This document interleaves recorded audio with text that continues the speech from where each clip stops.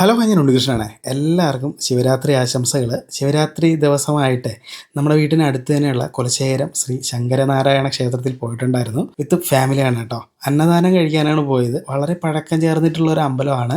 എല്ലാ വർഷവും ഇവിടെ അന്നദാനം കൊടുക്കുന്നുണ്ട്. നല്ല ചൂടുണ്ട് കേട്ടോ. ചൂടത്തും നല്ല തിരക്കാണ്. ക്യൂ ഉണ്ട് കേട്ടോ. 2 ക്യൂ ആയിട്ടാണ് അവിടെ എല്ലാവരും നിന്നിട്ടുണ്ടായിരുന്നത്. ഒരുപാട് ആൾക്കാരുടെ എഫേർട്ടാണ് കേട്ടോ ഈ ഒരു അന്നദാനം എന്ന് പറയുന്നത്. എല്ലാ വർഷവും ഇവരെല്ലാവരും ഒത്ത് ചേർന്നാണ് ഈ ഒരു അന്നദാനം ചെയ്ത് ഓരോരുത്തരുടെ സംഭാവനയായിട്ടാണ് കേട്ടോ. സാധാരണ അന്നദാനത്തിന് നമ്മൾ കഴിക്കാറുള്ളത് പോലെ തന്നെ കറികളെല്ലാം ഉണ്ടായിരുന്നു.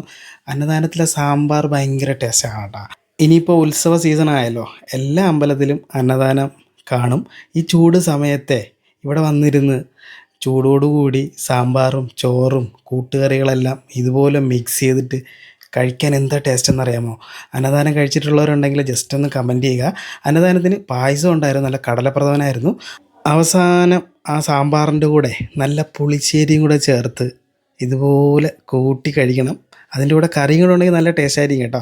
അപ്പം ഇന്നത്തേക്ക് ഇത്രയേ ഉള്ളൂ. എല്ലാവർക്കും ബൈ.